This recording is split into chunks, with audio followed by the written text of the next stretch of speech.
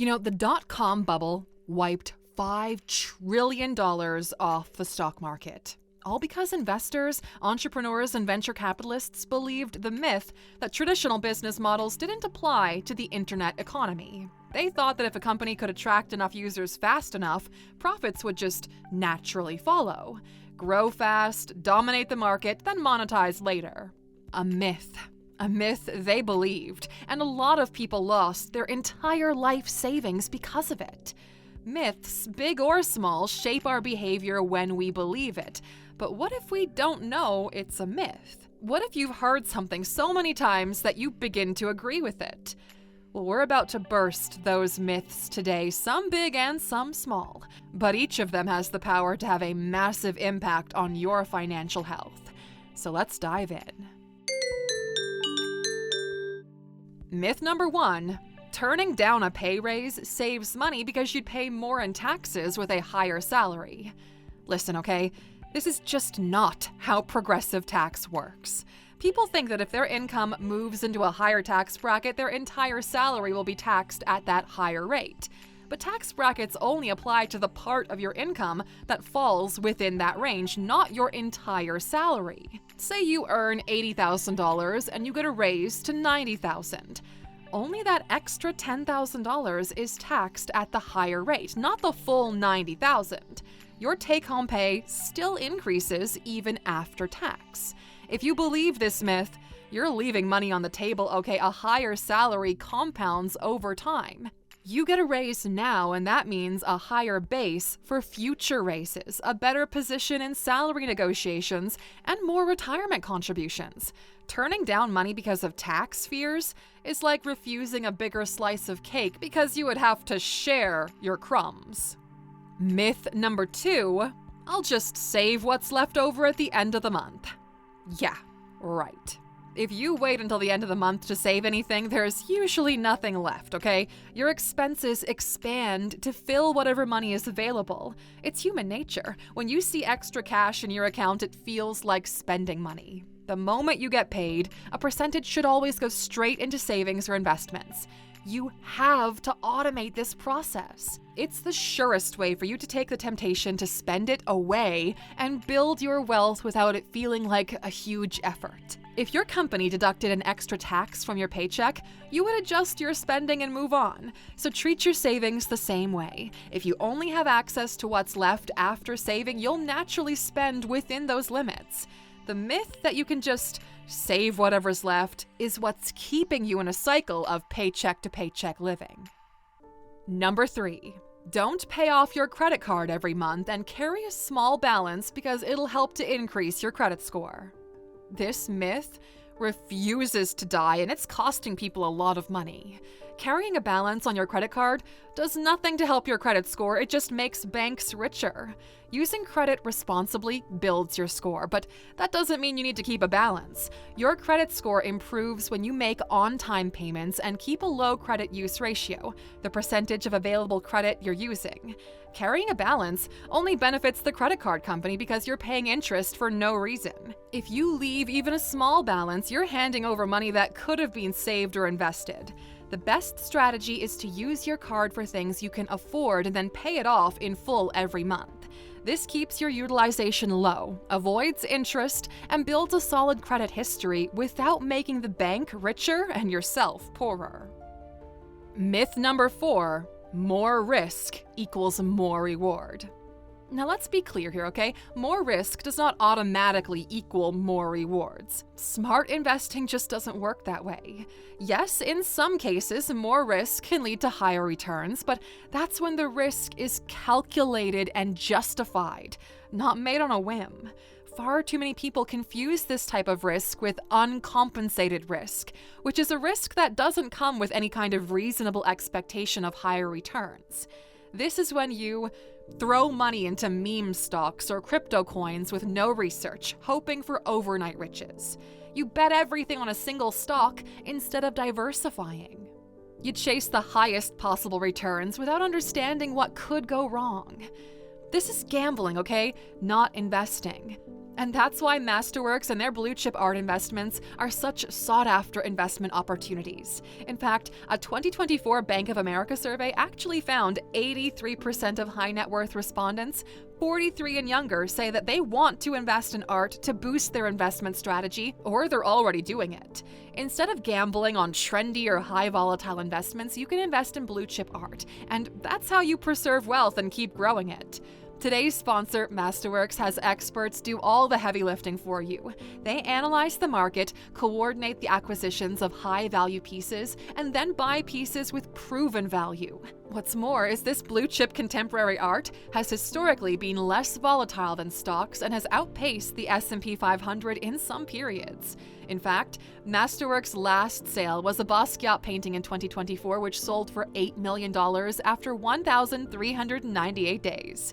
Now, usually, services like Masterworks have a long waitlist, and traditionally, only high net worth individuals were approved. But since you're an Alux subscriber, you're getting special treatment. Go to masterworks.art/Alux or scan the QR code on screen right now to skip the waiting list and invest in blue chip art today.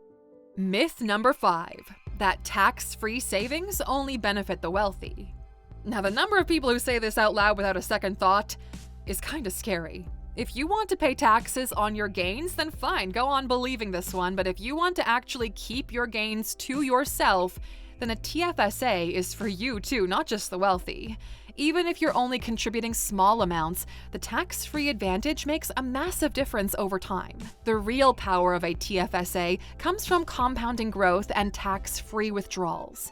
So if you invest $5,000 a year in a TFSA and earn 8% annual return, in 20 years you'd have nearly $250,000, and every dollar of profit is yours tax-free. If the same investment were in a taxable account, you would owe taxes on the gains, which massively reduces your final amount. Anyone can benefit from these accounts, okay? And the earlier you start, the bigger the advantage. Number 6. It's better to wait until the price comes down to buy. Now, waiting for the perfect price is just another form of market timing, and it rarely works. It's easy to fall into this trap, right? Because you want certainty. You think you can predict the right moment to buy low or sell high, but we've seen time and time again that the market doesn't move based on anyone's expectations. Those prices can stay high for longer than you would expect, or they can drop even lower. By the time you feel comfortable making a move, the best opportunity is usually gone. The only fail-safe strategy is consistent investing. So instead of trying to guess the market, you keep chugging away, investing regularly no matter what the price is. It's called dollar cost averaging, where you buy in at different prices over time, thereby reducing your risk of bad timing. If you want to build wealth, then invest and let time do the work. Don't wait for the perfect moment. It doesn't exist. Number 7, you can protect from creditors after the liability becomes a risk. By the time a liability becomes a real risk, it's usually too late to protect yourself, okay? And yet so many people still wait until they're already in trouble before they take action. You can't move money around or restructure your assets once you've got a lawsuit, debt collection, or financial crisis looming. Courts and creditors see right through last-minute asset transfers, and it's actually fraud, so it won't hold up legally. The real way to protect yourself is before anything happens. Separate your personal and business assets with the right legal structures. Use trusts or legal protections to shield your wealth from lawsuits, and have the right insurance in place to cover potential liabilities. You need to set up your defenses before you need them. Trying to protect your wealth after the risk is already in play is like boarding up your windows in the middle of a hurricane. Too little, too late. Number 8. People only get rich because they cheat. Now, this myth is one of the biggest excuses people use to justify why they haven't built wealth themselves. Some people do get rich through shady tactics, sure, but the majority don't. Most of us build wealth through strategy, discipline, and time, not cheating. Believing that wealth only comes from being corrupt or exploiting people does two things, okay? First of all, it discourages people from even trying. If you believe wealth is only for cheaters, you won't bother learning how to earn, invest, or build something valuable. And secondly, it gives you an excuse to stay where you are. It's easier to assume that success is unfairly rigged than ever take responsibility for your financial growth. The truth is that most people get wealthy by taking calculated risks. We start businesses, invest early, and master high-value skills. We learn to delay gratification. We save and invest instead of spending everything. And we see opportunities that others ignore, solving problems instead of waiting for permission. Believing this myth keeps people poor. Wealth isn't given, okay, it is built. And the sooner you stop assuming it's all a scam, the sooner you can start playing the game properly. And we knew this needed a deeper dive, so today on the Alux app, we have an exclusive daily session just for you.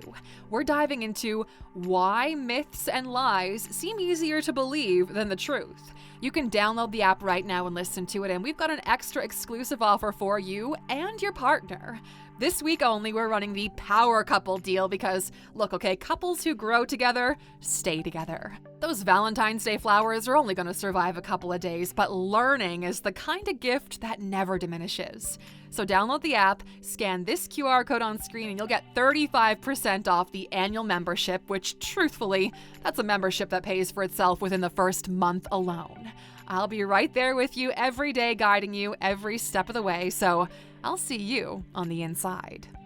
Number 9. Having savings is more important than paying off debt. Now, what do you prioritize when you're trying to build financial stability? Saving? Well, that's definitely important. But carrying high-interest debt is like trying to fill a bucket with a hole in the bottom. You're never getting ahead. So you need to shift your priorities. It's partly a psychological thing. Having cash savings gives you this safety net in your mind. But having no savings and only debt causes that stress to weigh on you even more. You have to understand which of your debts is costing you the most. If you've got a credit card balance at 20% interest, but your savings account is earning 1 to 2%, keeping a larger savings balance while making minimum payments is a losing strategy. The interest on your debt is draining money faster than your savings can grow. The smarter way to do this is to build a small emergency fund first, around 1 month's worth of expenses, so you're not relying on credit cards for every unexpected expense. Then pay off high-interest debt aggressively. Throw everything you have at it. Get rid of those credit cards, payday loans, and anything with double-digit interest. Once your debt is under control, then you can focus on growing your savings and investments. That safe feeling that comes from having money sitting in the bank while you're paying hundreds in unnecessary interest isn't safe, okay? If you really want financial security, then you have to eliminate high-cost debt first, so that you can start building your wealth on a strong, stable foundation. Number 10. Real estate only goes up. Now, this myth has convinced countless people that real estate is a guaranteed path to wealth, but history's proven otherwise, okay? While property values tend to rise over the long term, they don't always go up, and they definitely don't go up in a straight line. Real estate markets crash, correct, and stagnate just like any other asset. People who believed real estate always goes up got burned in the 2008 financial crisis when home prices collapsed by 30 to 50% in some areas. Even in smaller downturns, some properties lose value while others take years to recover. The real mistake is thinking that buying any property at any time guarantees wealth. Success in real estate comes down to buying at the right price. You make sure you're not overpaying in a hot market. Understanding local trends because not all markets grow at the same rate, and calculating the actual costs. Far too often we see people ignoring the maintenance costs, property taxes, and interest. Real estate can be a great investment, sure, but only if you treat it like one. If you buy blindly, assuming prices will always go up, you're not investing, okay? You are speculating, and speculation is just another form of gambling. Number 11. If you skip buying your daily coffee, you could afford that $1 million thing. Now, this myth has been repeated so often it's practically financial folklore. The idea that if you just skip your daily coffee, you'll magically be able to afford a new house, a luxury car, or some other million-dollar goal. But that's not how wealth building works. Yes, small expenses add up, sure, but cutting coffee isn't going to make you rich. Even if you saved $5 a day, that's $1,825 per year. Over 30 years, invested at 8%, it might grow to around $200,000. A solid amount, sure, but nowhere near $1 million. The real issue is that this advice distracts from the real drivers of wealth, like increasing your income. You have to negotiate raises, earn a high-value skill that pays, or start your own business. You have to invest wisely, put money into assets that grow instead of just cutting small expenses, and making financially smart decisions, like avoiding bad debt and understanding cash flow. Skipping coffee will save you a little bit, but it's not going to replace the need for better financial strategies, higher earnings, and smarter investments. You don't want to deprive yourself of your simple joys to build wealth. This is a bigger, longer-term game, Aluxer, and you need those small joys to give you the extra power and boosts when you need them. Number 12. Working overtime is not worth it. Do you know how much you actually make from overtime? If you're earning time and a half or more, those extra hours can massively accelerate your financial goals. Now, obviously, this depends on what you would be missing out on, but you need to calculate that against the extra payment, not your usual amount. If your regular hourly wage is $20, then overtime at time and a half means you're earning $30 per hour. That's a 50% increase just for working a bit longer. If you put in 10 extra hours a week, that's an extra $300, $1,200 per month, $15,600 a year. Now ask yourself, is overtime worth it? What are you really trading? Because if overtime means missing out on your life, burning you out, or damaging your health, well, it might not be worth it, right? But if it's helping you to pay off your debt faster, invest, or hit a major financial goal, it can be an incredible tool. If overtime is just keeping you in a cycle of working to spend, it's not going to change your future at all, but if you use it strategically to build wealth, gain skills, or create opportunities, well, it can be a powerful financial move. Which brings us to our next myth. Number 13. Save or invest all of your extra money. Now, you'll hear this mantra in the intern section of financial institutions, but it usually fades out within a few years. Investing is great for your future, but your money is worthless once you're in the grave. No amount of money can buy a life's worth of memories and experiences. So it's okay to go on that vacation, okay? Do stuff with your friends or family. Buy something you've always wanted. Building wealth is important. But as we always say, money is a tool, okay? Not the end goal. Balance is really important here. No amount of money can ever buy back time, missed opportunities, or moments with people who won't be around forever. So, yes, invest and save enough to secure your future, but spend enough to create a life you actually enjoy living. What's the point of it all if you don't have the freedom to do what matters to you? Money should support your life, not replace it. Number 14. Rent is throwing money away. Now, this myth has convinced so many people that owning a home is always better than renting one, but it's just not true. People act like a mortgage is a free ride to wealth, ignoring the fact that in the early years, most of their payment goes toward interest, not equity. If you're paying 2 to 3 times your rent just in mortgage interest, you're the one throwing away money, except instead of a landlord, it's going straight to the bank. Renting gives you flexibility, lower upfront costs, and fewer financial risks overall. A mortgage locks you into a massive debt, plus maintenance, taxes, and the possibility of market downturns. Buying only makes sense when the numbers work in your favor, not because some outdated advice tells you you should. Both renting and buying have trade-offs, okay? The best option depends on your financial situation, goals, and market conditions, not some blanket rule that says renting is bad. And myth number 15, that happiness plateaus at earning $75K per year. Now, do you remember that study that capped happiness at earning $75,000 a year? Now, while it's clearly true that endless riches doesn't make you endlessly happy, This $75,000 per year is a bit of an arbitrary number. New research and real-world experience proves that it's not really the full story. The original idea was that once people make enough to cover their basic needs and some comforts, any more income doesn't really make them happier. But more recent studies, including research from Matthew Killingsworth at the University of Pennsylvania, show that happiness continues to rise with income, just in different ways. Below a certain income, stress about bills, healthcare, and emergencies can be a major happiness killer. After reaching stability, extra money brings freedom and the ability to say no to things which you don't want to do. You can take more time off and enjoy life without financial anxiety. The key isn't just about making more, it's using your money wisely. Someone earning $200,000 with crushing debt and no time for themselves might be less happy than someone making $80,000 with low expenses and more freedom. Money isn't the only factor in happiness, right? But the idea that money stops improving your life at $75K is outdated. Earning more money gives you more control, and that control can absolutely make your life better.